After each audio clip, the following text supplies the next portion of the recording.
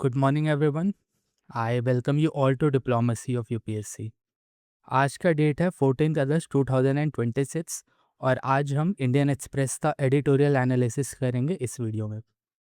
A student was asking me on Telegram कि हम लोग जो एडिटोरियल एनालिसिस करते हैं ये इंडियन एक्सप्रेस का क्यों करते हैं, व्हाई नॉट द हिंदू। ठीक है, सो ये बहुत ही लेजिटिमेट क्वेश्चन है बिकॉज ऑफ द फैक्ट कि पिछले 2-3 साल, इनफैक्ट 4 सालों से हमने ये ऑब्जर्व किया है कि जो इंडियन एक्सप्रेस है, इंडियन एक्सप्रेस से डायरेक्ट क्वेश्चंस प्रीलिम्स में काफ़ी हद तक पूछे जा रहे हैं। इसके अलावा जो मेंस पॉइंटर्स होते हैं उस पे भी डायरेक्टली जो सवाल है वो हमें देखने को मिल रहा है मेंस एग्जामिनेशंस में। ठीक है, इसमें केस स्टडीज़ काफ़ी हद तक दी हुई होती है और जितने भी न्यूज़ के एनालिसिस होते हैं that is better explained in the Indian express newspaper. इसका मतलब ये नहीं है कि हिंदू में उस तरीके के रिलेवेंट चीज़ें नहीं आती है, बट कुछ सालों से ये ट्रेंड देखा गया है that Indian express is becoming more fruitful for the UPSC aspirants. और ऐसा नहीं है कि मैं सिर्फ़ और सिर्फ़ इंडियन एक्सप्रेस ही कराता हूँ, मैं एक्चुअली दोनों न्यूज़पेपर पढ़ता हूँ। और अगर हिंदू में मुझे कोई एक ऐसा आर्टिकल मिलता है जो बहुत इम्पोर्टेंट होती है, सो मैं ट्राई करता हूँ कि मैं अपने एडिटोरियल के वीडियो में उसे भी इंक्लूड कर लूँ। ठीक है, सो आज का डेट है 14 अगस्त 2026। तो इस डे को इंडिया ऑब्जर्व करता है पार्टीशन, हॉरर, रिमेम्बरेंस डे। इस चीज़ को ऑब्जर्व करने का जो शुरुआत हुआ था वो 2021 में गवर्नमेंट ऑफ इंडिया के द्वारा किया गया था और इसका जो ऑब्जेक्टिव है, ऑब्जेक्टिव इज टू ऑनर जितने भी लोग डिस्प्लेस हुए थे इन द ईयर 1947, 15 अगस्त के आसपास जो इंडिया और पाकिस्तान का बंटवारा हुआ था, उसमें लाखों लोग डिस्प्लेस हुए थे, बहुत सारे लोगों की जान गई थी और बहुत सारी ट्रेजेडी हुई थी उस टाइम पर। सो 14 अगस्त को हम उस दिन को ऑब्जर्व करते हैं। ठीक है, सो नाउ अब चलिए अब हम शुरू करते हैं आज से अपने एडिटोरियल डिस्कशन को। सो जो हमारा एडिटोरियल एनालिसिस होता है ये कम्प्रीहेंसिव होता है इन द सेंस कि हम इसमें नोट डाउन करते हैं कि कौन कौन से इंपॉर्टेंट जीएस पेपर के मैपिंग है।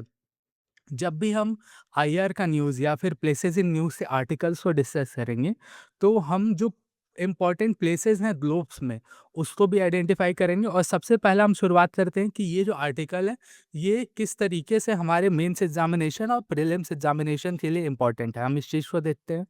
उसके बाद हम की इश्यूज पर डिस्कस करते हैं, what are the fundamental issues जिसकी वजह से ये जो आर्टिकल है ये ऑथर के द्वारा लाया गया है। इसके बाद जो भी इम्पोर्टेंट फैक्ट्स एंड डेटा होती है basically to quote in the mains का आंसर्स, सो हम उसको देखते हैं। एज वेल एज जो वे फॉरवर्ड हम मेंस से आंसर्स में लिख सकते हैं, मेंस से जो क्वेश्चंस आते हैं उसे आंसर्स में ready to made way forward देखते हैं। अगर उस आर्टिकल में किसी तरीके का एथिक्स एंगल है हम उसे भी देखते हैं। अदर कोई इंपॉर्टेंट कोट्स जैसे बाबा साहेब अम्बेडकर जी का कोट, गांधी जी का कोट, पंडित जवाहरलाल नेहरू जी का कोट, सो इम्पॉर्टेंट कोट्स भी देखते हैं। और प्रीलिम्स से पॉइंटर्स भी हम नोट डाउन करते हैं बिकॉज इंडियन एक्सप्रेस से तो डायरेक्टली क्वेश्चंस आए हैं प्रीलिम्स में। 2026 से भी प्रीलिम्स में आए थे, 25 में भी आए थे और पिछले 3-4 सालों से ये ऑब्जर्व किया जा रहा है कि डायरेक्ट प्रीलिम्स से पॉइंटर्स इस न्यूज़पेपर से आ रहे हैं। इसके अलावा मेंस एनरिचमेंट के लिए तो बहुत सारे वैल्यू एडिशन के मटेरियल्स रहते हैं और हम एक कंक्लूजन भी देखते हैं जो कि हम अपने आंसर्स में डायरेक्टली कोट करेंगे। ठीक है, so now let us start आज का न्यूज़पेपर। और न्यूज़पेपर का एडिटोरियल हम देखते हैं कि कौन कौन से इंपॉर्टेंट आर्टिकल्स आए हैं। सबसे पहले तो स्टॉलिंग ऑफ पार्लियामेंट के ऊपर 2 आर्टिकल है। ये मतलब एक ही टॉपिक है जो पार्लियामेंट अच्छे से फंक्शन नहीं कर पा रही है। हमने देखा कि किस तरीके से कल हाउस जो है वो एडजर्न्ड हो गया और जो हमारा मॉनसून सेशन है ये भी समाप्त हो चुका है। और डिबेट्स डिस्कशन जो पार्लियामेंट में होनी चाहिए उस हिसाब से नहीं हो रही है। सो स्टॉलिंग ऑफ पार्लियामेंट के ऊपर ये बीजेपी के स्पोक पर्सन है गौरव वल्लभ, उन्होंने ये एक आर्टिकल लिखा है। इसके अलावा एक आर्टिकल और आया है, सिमिलर टॉपिक है, monsoon session is was arid, parliament fell short. So हम इस 2 न्यूज़पेपर आर्टिकल को हमने कंबाइन करके एक नोट्स बनाया है और फिर हम उसे देखते हैं। ठीक है, इसके अलावा सुप्रीम कोर्ट के जज हैं उज्जवल भुयन, उन्होंने ये आर्टिकल लिखा है कि SC has nurtured environmental law. मतलब इन्वायरमेंटल लॉ की जो शुरुआत है वो तो सुप्रीम कोर्ट ने की है, बट आज के समय पर जो सुप्रीम कोर्ट का बिहेवियर है वो उस आइडिया से काफ़ी डिस्टेंट हो चुका है। ठीक है। सो हम इसको भी एनालाइज करें कि इंडिया में जो इन्वायरमेंटल लॉज हैं ये किस तरीके से इवॉल्व हुई थी और आज के समय पर एक रिवैम्प की ज़रूरत है अपने इन्वायरमेंटल कंसर्न्स को एड्रेस करने में। और एक बहुत बड़ा डिबेट होता है, that is debate of environment versus development. ठीक है। सो हम इस डिबेट को भी काफ़ी हद तक एक्सटेंसिवली डिस्कस करेंगे कि किस तरीके से ये डिबेट्स जो है वो नर्चर की जा रही है और हमारे कंट्री के लिए क्या डेवलपमेंट इम्पॉर्टेंट है या फिर इन्वायरमेंट का प्रोटेक्शन ज़्यादा इन्वायरमेंट है या फिर एक बैलेंस बनाने की ज़रूरत है कि ना तो डेवलपमेंट हमारा रुक सके और ना ही इन्वायरमेंट रुक सके। सबसे पहला जो है हमारा ये इन्वायरमेंटल लॉ के ऊपर ही है जो उज्जवल भुयन जी ने लिखा है। नाउ सबसे पहले हम इसका जीएस पेपर का मैपिंग करेंगे। So this article is just a moment.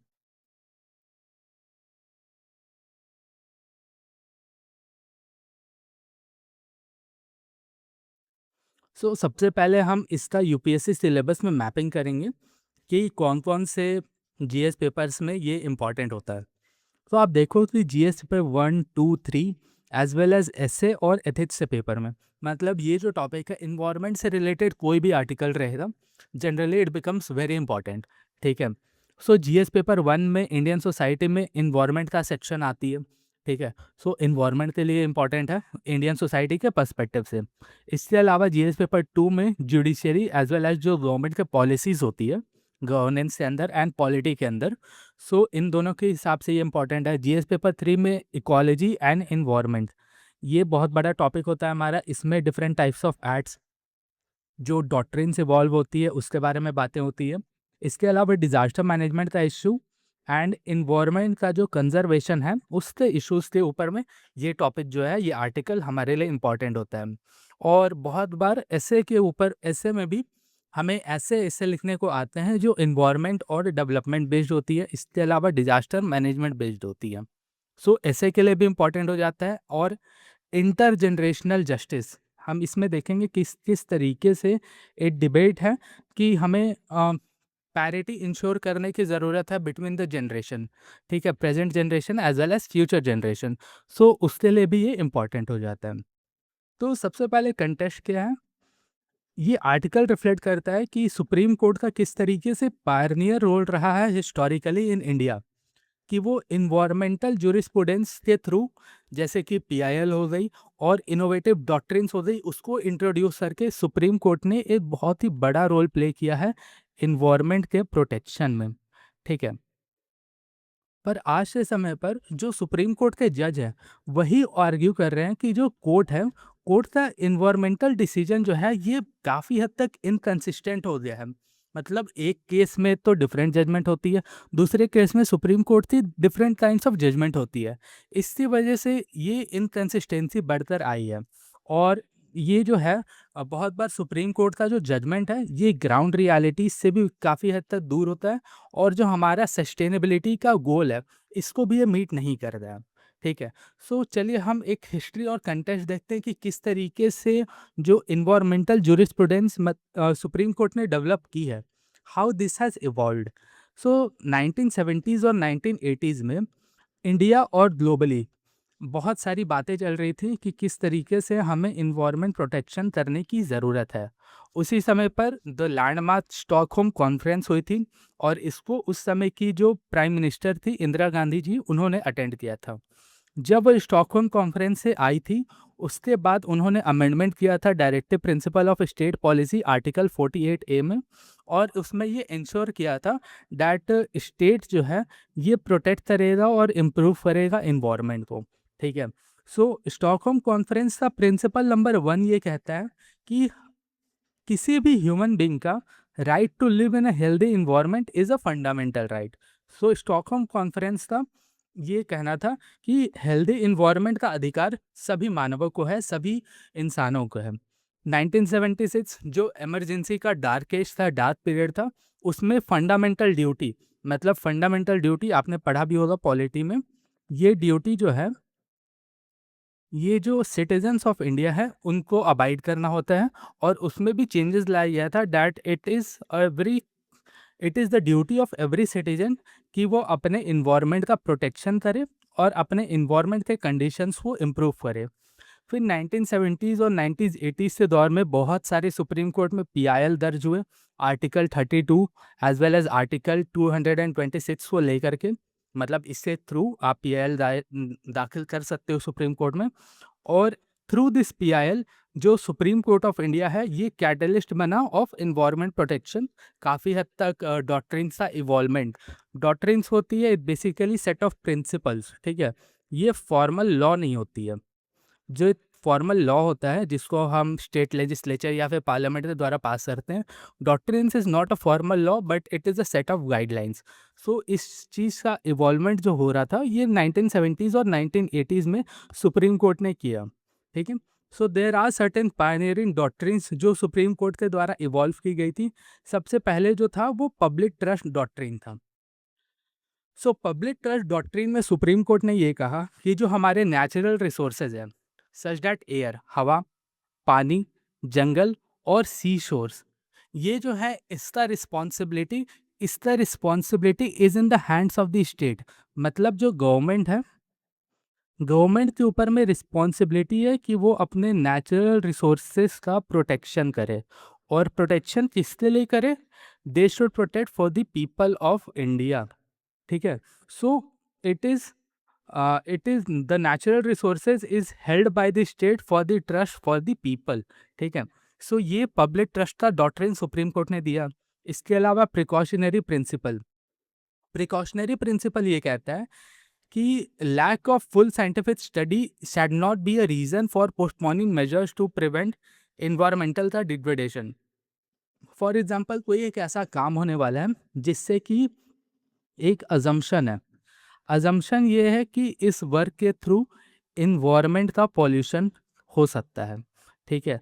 But इसके ऊपर में इफेक्टिव साइंटिफिक स्टडी नहीं हुई है और ये प्रूफ नहीं होता है कि इसके थ्रू जो इन्वायरमेंट प्रोटेक्शन है वो होगा भी या नहीं होगा। सो सुप्रीम कोर्ट ने ये कहा कि आप सिर्फ इसका बहाना नहीं दे सकते हो कि इसके ऊपर में किसी तरीके का साइंटिफिक स्टडी नहीं किया गया है, और आपके ऊपर ये रिस्पॉन्सिबिलिटी होता है कि आप इसके थ्रू जो इन्वायरमेंटल डिग्रेडेशन है इसको आप रोको। आप किसी तरीके का बहाना नहीं दे सकते हो। सो ये होता है प्रिकॉशनरी प्रिंसिपल। मतलब अगर यहाँ पर 1% भी चांसेस हैं कि किसी चीज़ के थ्रू इन्वायरमेंट प्रोटेक्शन हो सकता है, तो उसको प्रिवेंट करने की रिस्पॉन्सिबिलिटी है स्टेट की, और स्टेट उससे भाग नहीं सकता है, ठीक है। पॉल्यूटर पेज प्रिंसिपल, ये प्रिंसिपल आज के समय पर इंडिया के हर एक इन्वायरमेंटल प्रोटेक्शन के जो लॉज होते हैं उसमें इंश्योर होता है। इसका मतलब ये होता है कि फॉर एग्जांपल एक मान लो प्लास्टिक बनाने वाली कंपनी है। सो प्लास्टिक जो कंपनी बना रही है वो उसको मैन्युफैक्चर कर रही है, उसके बाद वो होलसेलर्स के पास जा रहा है, डिस्ट्रीब्यूटर्स के पास जा रहा है, रिटेलर्स के पास जा रहा है, एंड देन फिर उसको फाइनली कंज्यूमर परचेज कर रहा है। कंज्यूमर उस प्लास्टिक के सामान को जो खरीदता है, उसके बाद अल्टीमेटली वो सामान यूज़ होने के बाद इन्वायरमेंट में जाती है, and ultimately it creates environment का पॉल्यूशन। सो इस पॉल्यूशन को दूर करने का रिस्पॉन्सिबिलिटी क्या है? सो ये जो प्रिंसिपल है पॉल्यूटर पेस प्रिंसिपल, ये कहता है कि जो पॉल्यूटर है वो रिस्पॉन्सिबल है कि उस पॉल्यूशन को इंडिया से निकाले, मतलब इन्वायरमेंट से निकाले और उस पॉल्यूशन को दूर करे। उसका जो रिस्पॉन्सिबिलिटी है किसका है? पॉल्यूटर का है, ठीक है। सस्टेनेबल डेवलपमेंट की बात करें तो डेवलपमेंट इस तरीके से होनी चाहिए कि वो सस्टेनेबल हो सके। सस्टेनेबल इन द सेंस कि हम इन्वायरमेंट का प्रोटेक्शन करते हुए डेवलपमेंट करें। अगर हम किसी एरिया में रोड से कंस्ट्रक्शन के लिए, एयरवेज से कंस्ट्रक्शन के लिए या फिर रेलवे लाइन से कंस्ट्रक्शन के लिए अगर हम डिफॉरेस्टेशन कर रहे हैं, तो सिमिलर टर्म्स में हमें एफॉरेस्टेशन भी करने की ज़रूरत है। हम जितना पेड़ काट रहे हैं उतना ही पेड़ या उससे ज़्यादा पेड़ हम लगाएं, ये इस प्रिंसिपल के द्वारा इंश्योर होता है। और इंटर जनरेशनल इक्विटी, मतलब there should be a justice between the present and the future generation in the use of resources, ठीक है। ये प्रिंसिपल ये कहता है कि आज का जो प्रेजेंट जनरेशन है, प्रेजेंट जनरेशन का ये रिस्पॉन्सिबिलिटी तो है कि वो डेवलपमेंट करे और एक अच्छा लाइवलीहुड अपने जो नेक्स्ट जनरेशन है उसको इंश्योर करे। बट जहाँ तक बात आ जाती है रिसोर्सेज की, तो रिसोर्सेज भी जो है वो इंडिया में लिमिटेड है या पूरे वर्ल्ड में ही लिमिटेड है। सो ये लिमिटेड रिसोर्सेज आज की जो प्रेजेंट जनरेशन है वो सिर्फ डेवलपमेंट में यूज़ करके ख़त्म ना कर दे, और ये इंश्योर करे कि ये जो रिसोर्सेज हैं ये नेक्स्ट जनरेशन के लिए भी अवेलेबल रहे। ठीक है, ये नेक्स्ट जनरेशन के लिए भी अवेलेबल रहे। सो ये प्रिंसिपल ये कहता है कि इंटर जनरेशनल इक्विटी लाने की ज़रूरत है हमारे समाज में। ठीक है, नाउ किस तरीके से सुप्रीम कोर्ट में एक ट्रेंड जो है वो चेंज हो रहा है। सबसे पहले तो जो इसके ऑथर हैं यही काफ़ी रिनाउंड ऑथर हैं, बिकॉज़ ये खुद ही सुप्रीम कोर्ट के जज रहे हैं। सो उन्होंने ये लिखा है कि जिस तरीके से हमें देखने को मिली है कि सुप्रीम कोर्ट के ही जजमेंट्स में एक इनकंसिस्टेंसी है। फॉर एग्जांपल 2 फैक्ट्रीज़ हैं या 2 पावर प्लांट्स हैं।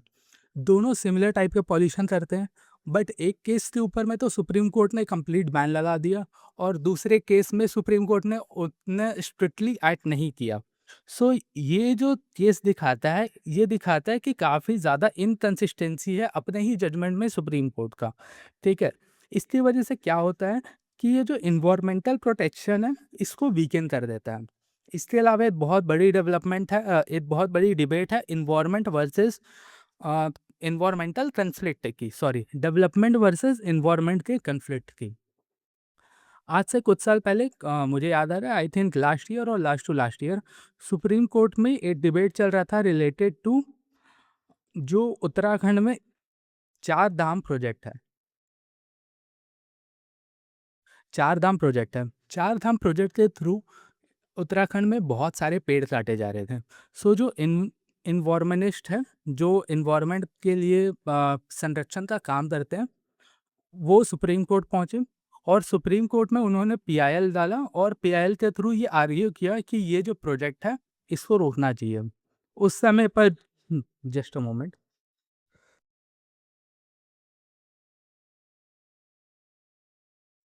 उस समय पर जो गवर्नमेंट ऑफ इंडिया के रिप्रेजेंटेटिव्स थे उन्होंने ये बोला कि अगर हमें अपने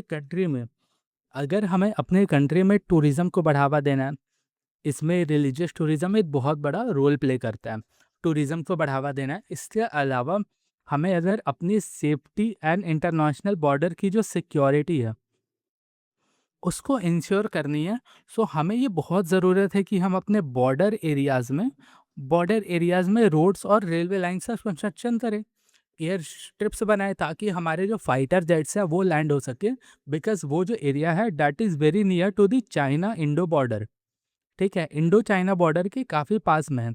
सो ये बहुत इंपॉर्टेंट है कि कल को अगर युद्ध की स्थिति आती है या फिर बॉर्डर में किसी तरीके का कॉन्फ्रंटेशंस होता है, ठीक है, इस तरीके की स्थिति में जो है गवर्नमेंट ऑफ इंडिया जो है वो रेडी होनी चाहिए या मिलिट्री रेडी होनी चाहिए एक एडिक्वेट जवाब देने के लिए। सो डेवलपमेंट वर्सेस इन्वायरमेंट का कन्फ्लिक्ट है, ये सालों सालों से चल रहा है और इसका कोई एक कॉन्क्रीट सॉल्यूशन अभी तक निकाला नहीं जा सका है। इसके अलावा नैरो इंटरप्रिटेशन बहुत बार बहुत सारी केसेस की हो जाती है। हम किसी चीज़ में लॉन्ग टर्म इम्पैक्ट नहीं देखते हैं और इसकी वजह से क्या होता है कि नैरो इंटरप्रिटेशन से एनवायरनमेंट का डिग्रेडेशन होता है और हम उसे रोक नहीं पाते हैं। ठीक है? इसके अलावा जो सुप्रीम कोर्ट है, वो प्रोजेक्ट स्पेसिफिक अप्रोच को बहुत बार अपनाते हुए देखी है। इसका मतलब क्या होता है कि जो कोर्ट है, ये किसी भी प्रोजेक्ट के ऊपर में अगर डील कर रही होती है, उसके ऊपर में किसी केस के फाइंडिंग्स को देख रही होती है, सो उस प्रोजेक्ट को ये आइसोलेशन में देखती है और जो उसका क्यूमुलेटिव इन्वायरमेंट का इम्पैक्ट है, उसको असेस नहीं करती है। इसकी वजह से क्या है कि वो सिर्फ बेनिफिट्स, प्रोज एंड कॉन्स को देखती है और जिसका लॉन्ग टर्म इम्पैक्ट होता है, लॉन्ग टर्म इम्पैक्ट, इस लॉन्ग टर्म इम्पैक्ट के ऊपर में ध्यान नहीं जाता है और with in a longer period of time जो इन्वायरमेंट का डिग्रेडेशन होता है ये काफ़ी ज़्यादा होता है। सो हमें इस प्रोजेक्ट स्पेसिफिक अप्रोच की जगह पर सुप्रीम कोर्ट को एक क्यूमुलेटिव इन्वायरमेंट इम्पैक्ट को देखने की ज़रूरत है, ऐसा ये ऑथर कह रहे हैं। ठीक है, judicial difference, more deference to expert committees and execution assurance, less proactive judicial interventions। इसका मतलब क्या है कि जुडिशियल इंटरवेंशंस बहुत बार बहुत सारे इन्वायरमेंट के प्रोटेक्शंस वाले स्थिति में होती है, बट वहाँ पर जो एक्सपर्ट्स कमेटी है और जो एग्जीक्यूटिव एश्योरेंस है इसकी ज़्यादा इंपॉर्टेंस होती है in comparison to judicial intervention. देखो, जितने भी जजेस हैं या जितने भी सुप्रीम कोर्ट के जजेस और जुडिशरी है, वो बहुत एक्सपर्ट्स नहीं है इस फील्ड में। जो इस फील्ड में एक्सपर्ट हैं, उनका ज़्यादा रोल बन जाता है in comparison to supreme court के जजेस, बिकॉज़ दे आर जनरल्स, मतलब वो जनरल हर एक टॉपिक पे डील करने के लिए हैं। सो जो हमारा जो सुप्रीम कोर्ट का फोकस वो होना चाहिए कि इन सारे चीज़ों में वो एक्सपर्ट कमेटी को बैठाए और एग्जीक्यूटिव एश्योरेंस ले, दोनों पार्टीज़ को बैठा करके, डेवलपमेंट जो गवर्नमेंट करना चाह रही है और जो एनवायरमेंटलिस्ट का कंसर्न्स है, ठीक है? इसके अलावा डाइल्यूशन ऑफ डॉक्ट्रिन्स, जो precautionary and polluter based doctrines हैं, ये जो जहाँ पर ये हमने देखा प्रिकॉशनरी एंड पॉल्यूटर पे, ये दोनों डॉक्ट्रिन से हमने देखा कि किस तरीके से इन्वायरमेंट के प्रोटेक्शन में ये हेल्प कर रहा है। बट ऑन पेपर तो ये बहुत सही है, बट इसमें भी डाइल्यूशन देखने को मिला है और इस डॉक्ट्रिन्स का फॉलो जो है वो फॉलो बहुत अच्छे तरीके से नहीं हो रहा है। इससे क्या होता है कि ये पब्लिक ट्रस्ट जो है वो वीकेंड हो रहा है, बिकॉज प्राइवेटाइजेशन और कमर्शियलाइजेशन देखने को मिल रहा है नेचुरल रिसोर्सेज में। आज के समय पर बहुत बहुत बड़े बड़े उद्योगपति को लार्ज एकर्स ऑफ लैंड मिल रही है। उससे ऑल्दो एम्प्लॉयमेंट का जनरेशन होगा, उस एरिया का डेवलपमेंट होगा, बट जो उसका नेगेटिव इन्वायरमेंट का इम्पैक्ट है, इसको तो हम नोट डाउन कर ही नहीं रहे हैं। सो ये सारी चीज़ें जो हैं ये पब्लिक ट्रस्ट को वीकेन करती है, ठीक है? तो ये तो हमने सुप्रीम कोर्ट में जो चेंजिंग ट्रेंड्स हैं इसको देख लिया। सो ये मैटर क्यों करता है, इन्वायरमेंट का इतना प्रोटेक्शन इंडिया के लिए मैटर क्यों करता है? देखो, आज के समय पर इंडिया एक डेवलपिंग इकोनॉमी है। किसी भी डेवलपिंग इकोनॉमी के लिए पावर्टी एलिवेशन ये बहुत ही मेजर कंसर्न्स होता है। हमें अपना इकोनॉमिक ग्रोथ देखना है, बट जिस तरीके से इन्वायरमेंट में इतनी सारी प्रॉब्लम्स आ रही है, हम देखते हैं कि हर एक मानसून में लैंडस्लाइड्स होती है, हर एक मानसून में फ्लड्स आते हैं। तो इस तरीके की चीज़ें सिर्फ हिली एरियाज़ में नहीं, अब तो हमारी बड़े-बड़े शहरों में हो रही है। जैसे गुड़गाँव का स्थिति आपने देखा होगा कि कितना बुरा हालत है। इसके अलावा मुंबई में भी सिमिलर कंडीशंस हो जाती हैं। सो एनवायरनमेंट प्रोटेक्शन की बहुत ज़्यादा ज़रूरी है, बट इसकी वजह से ये ना हो कि इंडिया का जो सबसे मेजर चैलेंज है, वो है पॉवर्टी एलिवेशन और इकोनॉमिक ग्रोथ। हम इसमें दूसरे कंट्रीज़ से कंपैरिज़न में पीछे रह जाएँ, ठीक है? सो इंडिया जो है वो ट्रिपल चैलेंज फेस कर रही है। इन्वायरमेंटल डिग्रेडेशन जो है वो ग्लोबल क्राइसिस है। Climate change, biodiversity loss, pollution India के लिए जितना बड़ा कंसर्न है, सिमिलरली उतना ही बड़ा कंसर्न दूसरे कंट्रीज के लिए भी है। इसमें जो कोर्ट्स है, ये बहुत ही क्रिटिकल रोल प्ले करती है, बिकॉज कोर्ट्स ये इंश्योर करती है कि ये एक बैलेंस बनाकर चले, और ये बैलेंस जो है वो इन्वायरमेंट प्रोटेक्शन और डेवलपमेंट इन दोनों के बीच में हो। सो कोर्ट्स जो है वो एक न्यूट्रल थर्ड पार्टी के रूप में एक्ट करके एक बहुत ही इम्पोर्टेंट रोल प्ले करती है। A weakened environmental jurisprudence can lead to irreversible ecological damage. Exactly, अगर हम बहुत अच्छे से अपना इन्वायरमेंट का प्रोटेक्शन नहीं करेंगे, तो जो इकोलॉजिकल डैमेज है ये इतना ज़्यादा हो जाएगा कि हम इसको फिर रिवर्स नहीं कर पाएँगे, ठीक है? सो ये सारे कंसर्न्स जो हैं ये ऑथर ने रेज़ किए हैं। इसका कुछ रीसेंट एग्ज़ाम्पल है, जुडिशियल एग्ज़ाम्पल, ऑल्दो ये यूपीएससी के पर्सपेक्टिव से इम्पोर्टेंट नहीं है, बट हाँ, ये सुप्रीम कोर्ट के जज ने दिया है तो इसी के लिए मैंने इंक्लूड कर दिया, बट इसे उतनी देखने की ज़रूरत नहीं है, ठीक है? सो वे फॉरवर्ड क्या है कि सबसे पहले तो हमें अपना जो एनवायरनमेंट का डॉक्ट्रिन्स, जो ये सारे डॉक्ट्रिन्स हमने देखे, इसको रीअफ़र्म करने की ज़रूरत है और एक कंसिस्टेंसी बिल्ड करने की ज़रूरत है। हमें सिर्फ़ और सिर्फ़ आइसोलेशन में किसी प्रोजेक्ट को नहीं देखना चाहिए, बल्कि उससे जो क्यूमुलेटिव इम्पैक्ट हो रहा है एनवायरनमेंट को, हमें उससे भी असेस करने की ज़रूरत है, ठीक है? इसके अलावा एक्सपर्ट्स कमेटी को बैठा करके, ताकि जो सुप्रीम कोर्ट के जजेस हैं, वो तो हर चीज़ में एक्सपर्ट नहीं होते हैं। So there is a need of expert committee. तो हमें एक्सपर्ट कमेटी का जो कंप्लीट मैकेनिज़्म है, उसको स्ट्रेंथन करने की ज़रूरत है, ठीक है? इसके अलावा जो पब्लिक पार्टिसिपेशन है, किसी भी चीज़ में public is the torch bearer. Public participation से ये इंश्योर करने की ज़रूरत है कि जो एनवायरनमेंट है, उसमें किस तरीके की प्रोजेक्ट्स आ रही है, डेवलपमेंट से एनवायरनमेंट को कितना नुकसान हो रहा है, इससे क्या होगा कि जो पब्लिक ट्रस्ट है ये गवर्नमेंट की तरफ, इंस्टीट्यूशंस की तरफ ये बढ़ेगा, और जितने भी सस्टेनेबल डेवलपमेंट गोल्स हैं उसको अलाइन करने की ज़रूरत है, because they are directly link to the environment का प्रोटेक्शन। ना कुछ लैंडमार्क जजमेंट हैं सुप्रीम कोर्ट के, और ये लैंडमार्क जजमेंट कुछ इन्वायरमेंटल लॉ को एक्चुअली में इंडिया में शेप किया था। मतलब इस लैंडमार्क जजमेंट्स के थ्रू इंडिया में एक बहुत ही बेहतरीन इन्वायरमेंट लॉस आए थे। उसे हम देखते हैं तो सबसे पहले 1997 में ताल ट्रेपेजियम ट्रेपेजियम केस हुआ था। इसका ये कहना था, बिकॉज कंसर्न ये था सुप्रीम कोर्ट में कि जो हमारा आइकॉनिक मॉन्यूमेंट है दैट इज़ ताजमहल, ताजमहल के सराउंडिंग्स में बहुत सारी ऐसी इंडस्ट्रीज थी जो काफ़ी ज़्यादा पॉल्यूशन कर रही थी। इस पॉल्यूशन को करने की वजह से क्या हो रहा था कि जो ताजमहल में है, ताजमहल में ब्लैकनेस को विटनेस किया जा रहा था। ताजमहल का जो मार्बल है उसमें काफ़ी फंगल इन्फेक्शंस हो रहे थे, और उसका जो टेक्सचर है वो काफ़ी बिगड़ रहा था। इससे रिलेटेड पीआईएल दाखिल हुई सुप्रीम कोर्ट में, और सुप्रीम कोर्ट ने ये जजमेंट दिया कि ताजमहल के सराउंडिंग में जितने भी इंडस्ट्रीज हैं, दोज आर पॉल्यूटिंग, उनको शिफ्ट किया जाए। और उसके बाद precautionary and polluter pays principle को लाया गया, जो कि हमने यहाँ पे डिस्कस किया था, precautionary principle and polluter pays principle. ठीक है। फिर एक 1996 में Vellore citizens welfare forums versus union of India का केस आया, और इसमें भी प्रिकॉशनरी प्रिंसिपल को अप्लाई किया गया, और जिसमें ये बेसिकली इंश्योर कर रहा था कि जो तमिलनाडु में पॉल्यूशन को रेगुलेशन किस तरीके से किया जाए, उससे रिलेटेड में ये केस था। इसके अलावा Indian council for environmental legal action versus union of India, ये 1996 था, ये भी था। सो आप थोड़ा क्रोनोलॉजी देखो, 1996, 1996, 1997, देन उससे पहले 1991 का आया था, और फिर 1986 उससे पहले आया था। सो इस वाले जो Indian council for environmental legal action versus union of India, इस केस में भी जो पॉल्यूटो पेस का प्रिंसिपल था ये भी इवॉल्व किया। सो इसने भी इस डॉक्ट्रिन को जन्म देने में बहुत ही इंपॉर्टेंट रोल निभाया था।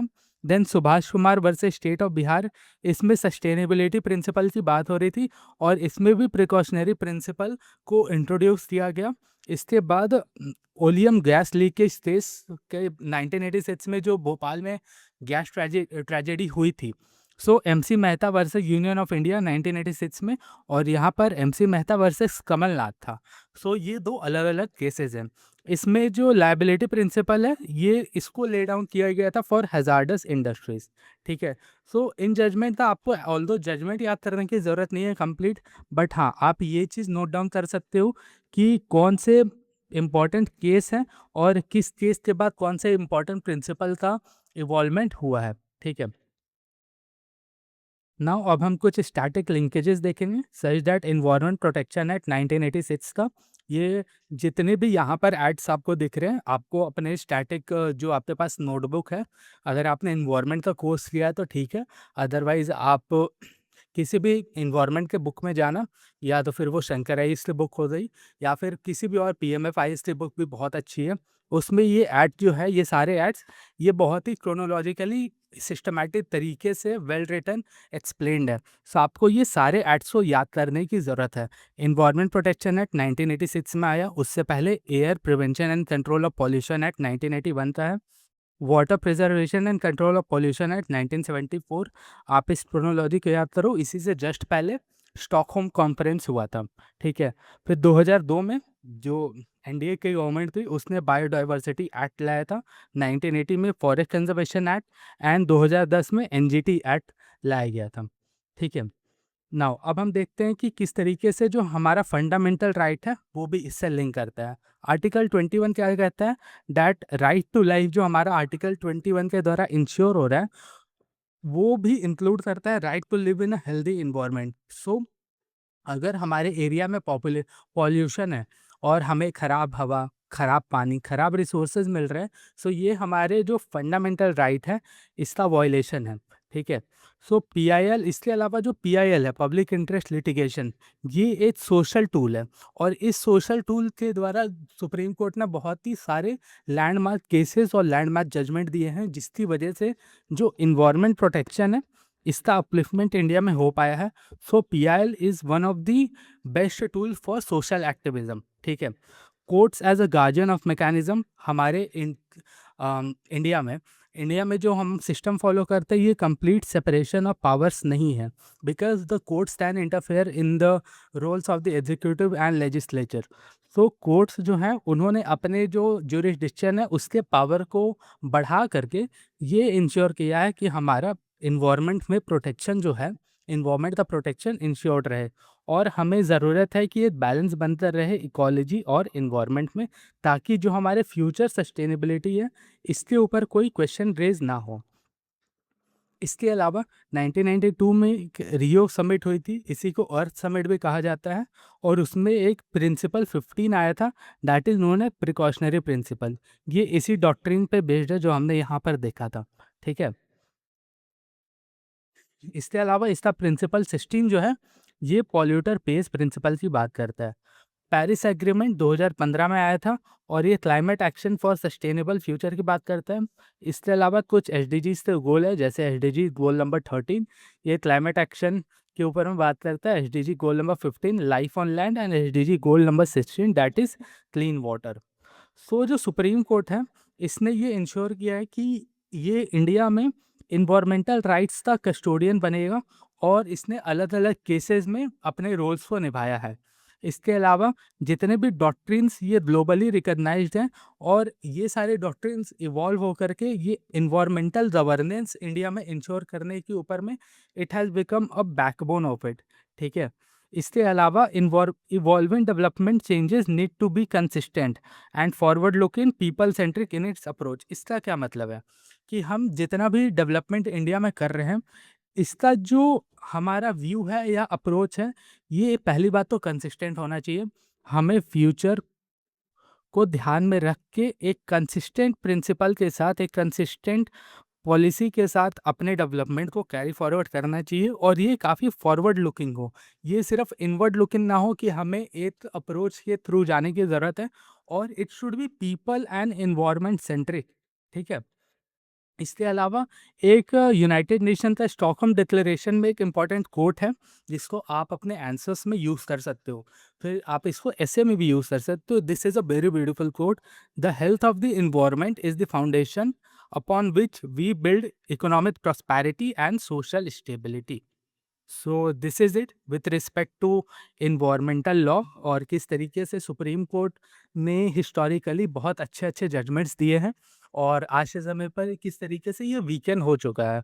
सो हमने काफ़ी डिटेल में इस आर्टिकल पर डिस्कस किया है। So let us now move on to the next article. This editorial article discusses कि किस तरीके से जो पार्लियामेंट सही तरीके से फंक्शन नहीं कर पा रही है, it has a high cost. कल जो हमारा पार्लियामेंट का मॉनसून सेशन है, मॉनसून सेशन को इंडेफिनेटली एडजर्न कर दिया गया। What does this means that जो मॉनसून सेशन है वो ख़त्म हो चुका है, और अब जो नेक्स्ट हमारा सेशन होगा, that would be winter session, जो रफली अराउंड दिसंबर में स्टार्ट होता है। ठीक है, सो इसका कंटेस्ट क्या है, वो सबसे पहले हम इसका जीएस पेपर का लिंकेज देखेंगे। सो जीएस पेपर के लिंकेजेस में this is link to Indian polity. इसके अलावा जो एसए का पेपर है, समटाइम्स एसए के पेपर में भी इसका इम्पोर्टेंट रोल होता है। सो आप इन दो पेपर्स से इस टॉपिक को रिलेट कर सकते हो। What is the contest? जो मॉनसून सेशन था, इस ये काफ़ी एक्चुअली में ड्रामेटिक रहा है। सबसे पहले तो मॉनसून सेशन के स्टार्ट में स्टूडेंट प्रोटेस्ट जो हो रही थी जंतर मंतर पे,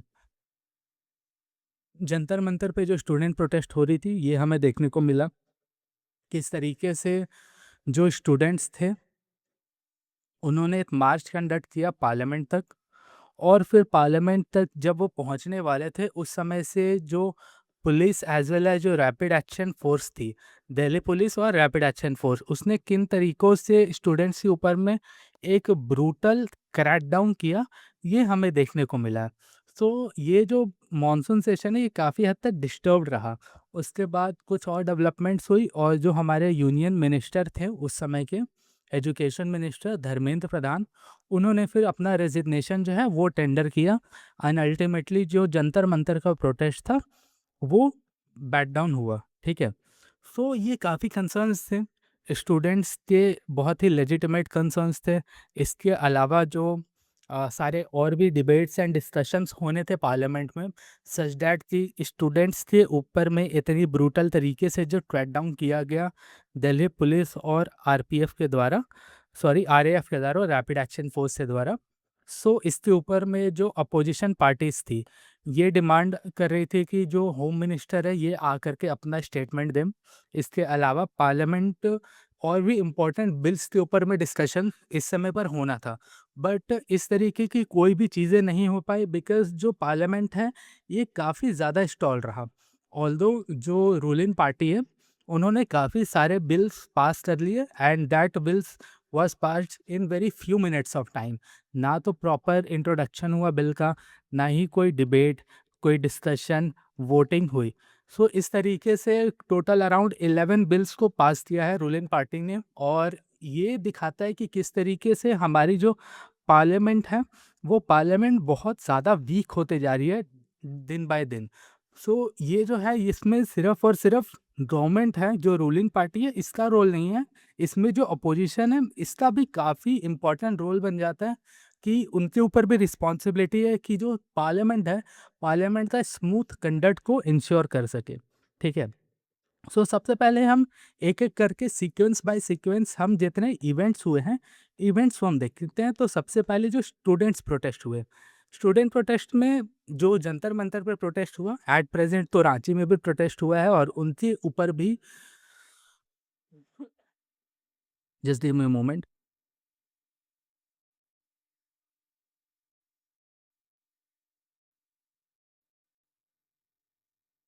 रांची में भी जो स्टूडेंट्स प्रोटेस्ट कर रहे थे रिगार्डिंग कि जो एलिजेड स्कैम्स हुए हैं जेएसएससी और जेपीएससी में, इसके ऊपर भी रांची में स्टूडेंट प्रोटेस्ट कर रहे थे।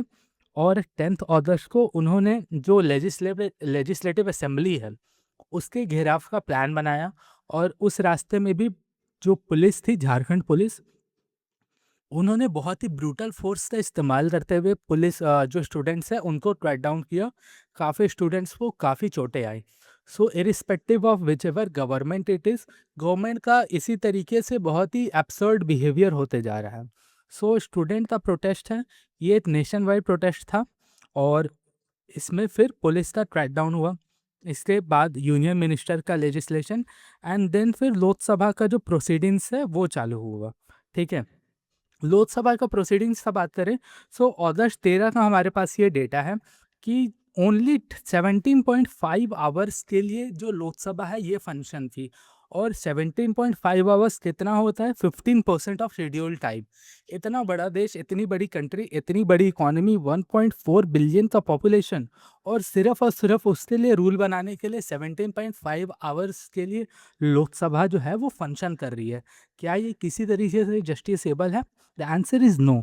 राज्यसभा की बात करें तो अगस्त 13, जब तक जो हाउस है वो परमानेंटली एडजर्न नहीं हो गया है till next session, so total Rajya Sabha in comparison to Lok Sabha इसने ज़्यादा फंक्शन किया है, बट आप देखो तो सिर्फ 33% ऑफ इट्स शेड्यूल टाइम इसके लिए फंक्शन किया है।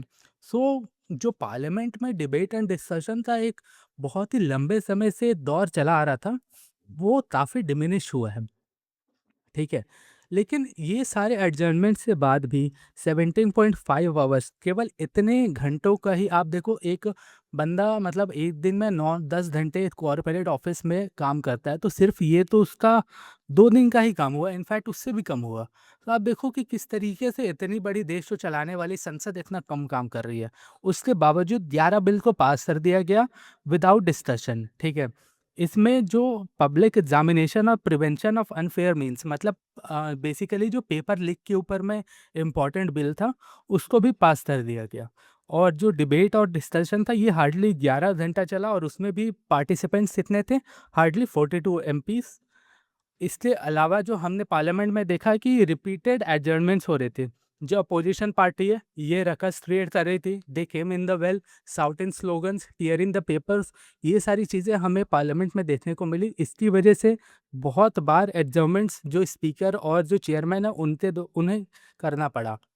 तो ये सिर्फ इस चीज़ की बात नहीं है कि पार्लियामेंट जो है वो बहुत अच्छे से फंक्शन नहीं कर रही है, बट ये भी दिखाता है कि जो हमारा टैक्स पेयर्स का जो मनी है, ये टैक्स पेयर्स का मनी ये काफ़ी ज़्यादा वेस्ट हो रहा है। बिकॉज़ आप देखो तो एक सेशन को कराने में, एक फुल सेशन 1 दिन को कराने में 130 करोड़ रुपए खर्च होते हैं गवर्नमेंट के, और ये गवर्नमेंट के पैसे नहीं है, ये आम जनता का टैक्स पेयर्स मनी है। सो देखो कि गवर्नमेंट का जो फाइनेंशियल कॉस्ट है, ये काफ़ी बड़ा है, ठीक है? सो डेमोक्रेसी सिर्फ़ ये नहीं है कि आप बिल्स पास कर दो और without debate and discussion.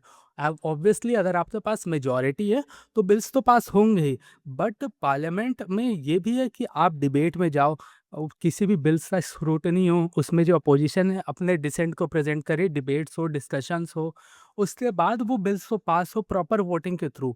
So that is the perfect methodology, ठीक है? So what is the cause of concern जो ऑथर इस अपने आर्टिकल में लिख रहे हैं? सबसे पहले तो ये लेजिस्लेटिव का टाइम बर्बाद कर रहा है। बिल्स डिले हो रहे हैं या फिर पास हो रहे हैं without debate and discussion. Financial loss के हमारे में बात किया। सो इससे हो क्या रही है ये सारी चीज़ों की वजह से कि जो पब्लिक का ट्रस्ट है ये लूज़ हो रहा है ऑन पार्लियामेंट। उन्हें तो एक जनरल अजम्पशन या एक जनरल क्रिटिक वो एक जनरल थिंकिंग आ रहा है कि जो संसद है वो तो यूज़लेस है और किसी तरीके से प्रॉपरली काम नहीं करती है। इसी वजह से जो पॉलिसी है, गवर्नमेंट का पॉलिसीज़, गवर्नमेंट के रिफॉर्म्स ये डिले हो रहे हैं और ultimately it negatively affects citizens life, ठीक है? सो यहाँ पर जो अपोजिशन है एज वेल एज जो गवर्नमेंट है, ये दोनों का अलग अलग रिस्पॉन्सिबिलिटी बन जाता है। हम सिर्फ और सिर्फ गवर्नमेंट के ऊपर में नहीं रोल डाल सकते हैं कि इन्हीं का रिस्पॉन्सिबिलिटी है। अपोजिशन के पास भी अराउंड 230 240 एमपी हैं, या फिर रफली अराउंड उसी आसपास के एमपीज प्रेजेंट हैं। तो उनका भी इक्वल रोल हो जाता है कि वो भी स्मूथ कंडक्ट कराएं और अपना भागीदारी संसद में दें। सबसे पहले हम गवर्नमेंट की रोल की बात करेंगे। सो गवर्नमेंट को क्या करना चाहिए that it should lead listed business transparently, और एडिक्वेट नोटिस दें कि किस तरीके से जो पार्लियामेंट है कौन कौन से बिल्स के ऊपर में डिबेट डिस्कशन करेगा, कौन कौन से मिनिस्टर्स अपने स्पीचेस को देंगे और अपोजिशन के क्वेश्चंस का जवाब देंगे। इसके लिए अपने बिजनेस को लिस्ट डाउन करने की ज़रूरत है। इसके अलावा जो भी अपोजिशन पार्टीज़ है, अपोजिशन पार्टीज़ के एमपीज़ हैं, वो जितने भी इश्यूज़ को लिस्ट आउट कर रहे हैं, उसको डिस्कशन उसके ऊपर डिस्कशन करने के लिए the government has to provide room. उनको अपॉर्चुनिटी देना चाहिए कि वो अपने कॉज़ ऑफ कंसर्न्स को लेकर के अपने आवाज़ को रखें संसद में, और जो रिस्पॉन्सिबल मिनिस्टर्स हैं एंड रिस्पॉन्सिबल एमपीज़ हैं, वो सारे उन एलिगेशंस या फिर उनके कंप्लेन और उनके इश्यूज़ के ऊपर में जवाब दें, ठीक है? सिमिलरली अपने मिनिस्टर को इंश्योर करना चाहिए कि वो सारे सवालों का जवाब दें। इससे क्या होगा कि जो पार्लियामेंट है, parliament is a temple of democracy. So temple of democracy को अपने डिग्निटी और अपने इफेक्टिवनेस को अपहोल्ड करना बहुत ज़्यादा ज़रूरी है। ये हमारा सोल है। इंटरनेशनल मीडिया भी हमारे पार्लियामेंट में किस तरीके से चीज़ें हो रही हैं इसको विटनेस करती है। तो एक हमारा जो इंटरनेशनल रेप्यूटेशन है, ये भी इससे हैम्पर होता है। ठीक है। सो अपोजिशन का क्या रिस्पॉन्सिबिलिटी है कि हाँ देखो, आप गवर्नमेंट से मेल नहीं रखते हो, आप उनके पॉलिसीज़ का विरोध करो, आप उनके जो एक्शंस है उसका विरोध करो, बट इससे ये ना हो कि पार्लियामेंट जो है वो पैरालाइज़ हो पाए और वो फंक्शन ही ना कर पाए, ठीक है?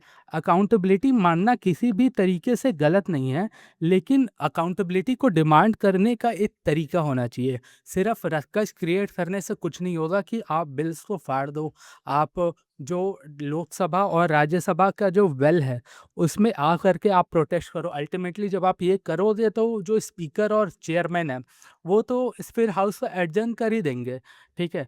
सो आपका जो अप्रोच होना चाहिए फॉर डिमांडिंग द अकाउंटेबिलिटी, ये क्वेश्चंस के थ्रू होना चाहिए, ये इंटरवेंशंस नहीं होना चाहिए, क्योंकि इससे अल्टीमेटली होता क्या है, हाउस ही एडजर्न्ड हो जाता है। सो एक किसी भी डेमोक्रेसी अगर स्मूथ फंक्शनिंग उसको करना है, तो उसमें अपोजिशन कंस्ट्रक्टिव होना चाहिए रादर देन बीइंग डिस्ट्रक्टिव। इसमें जो स्पीकर हैं, लोकसभा के एज वेल एज जो चेयरमैन है राज्यसभा के, इनका भी रोल काफ़ी हद तक बढ़ जाता है, बिकॉज इनके ऊपर ये रिस्पॉन्सिबिलिटी है कि ये इंश्योर करे कि हाउस जो है वो स्मूथ फंक्शनिंग करे और ये हाउस है अपने डिग्निटी को अपहोल्ड करे।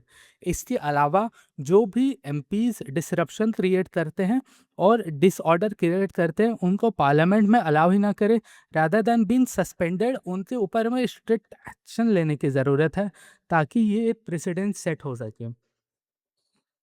इसके अलावा वो फ़ोरफ़िट करे अलाउंसेस को, अगर किसी एमपी के द्वारा रिपीटेड टर्म्स में इस तरीके का डिसरप्शन हो रहा है, सो उनको ग्रेव डिसऑर्डर अगर वो कर रहे हैं तो उनको फ़ोरफ़िट कर देना चाहिए कि वो बैठने का ही उनके पास इजाज़त नहीं है।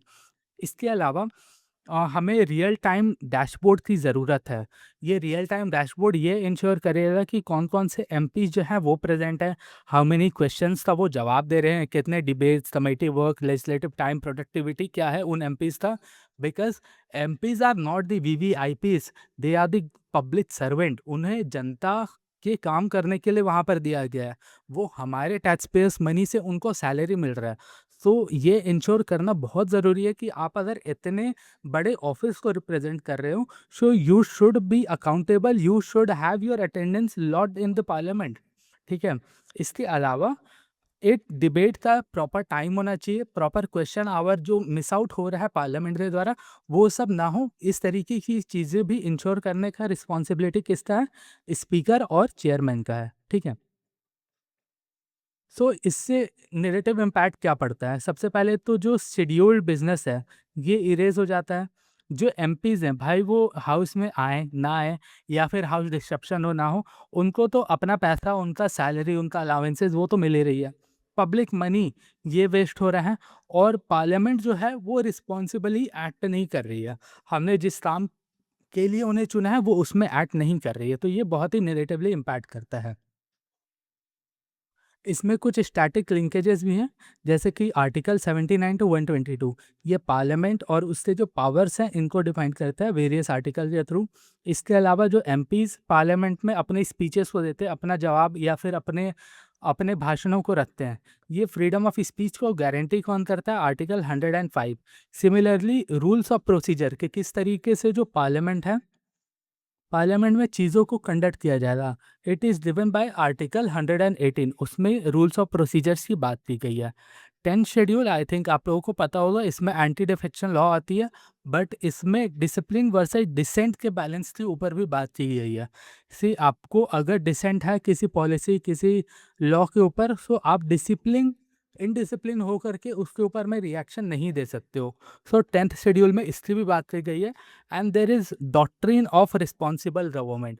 What does this means? That executive is accountable to parliament. मतलब हमारे जितने भी मिनिस्टर्स हैं इंक्लूडिंग द प्राइम मिनिस्टर, वो अकाउंटेबल है प्राइम पार्लियामेंट को। वो अपने एक्शंस को जस्टिफाई करें अपने पार्लियामेंट में कि किस तरीके से उन्होंने ये एक्शन लिया है। इसके अलावा पार्लियामेंट्री प्रिविलेज ये कहता है कि जो हाउस के रिप्रेजेंटेटिव है, दैट मीन्स जो मेंबर ऑफ पार्लियामेंट हैं, ये अपने इंडिपेंडेंस को इंश्योर करे और जो भी अपना वो बात रखे वो किसी भी फियर और किसी भी नेगेटिव चीज़ों को कॉन्सिक्वेंस को ध्यान में रख करके ना रखे और डिग्निटी ऑफ हाउस मेंटेन्ड हो। ठीक है। पीआरएस ने ये डेटा दिया जो हमने डिस्कस किया कि लोकसभा 17.5 आवर्स चला है और राज्यसभा रफली अराउंड 37.37 आवर्स चला है। नॉट इम्पॉर्टेंट, ये डेटा बस आपको समझाने के लिए है। 11th बिल को पास किया गया विदाउट इन द पार्लियामेंट और उसमें ये पब्लिक एग्जामिनेशन बिल भी है और इसका जो एस्टिमेट कॉस्ट होती है 130 करोड़ पर फुल सेशन, ये आप अपने आंसर राइटिंग में कोड कर सकते हो। ठीक है।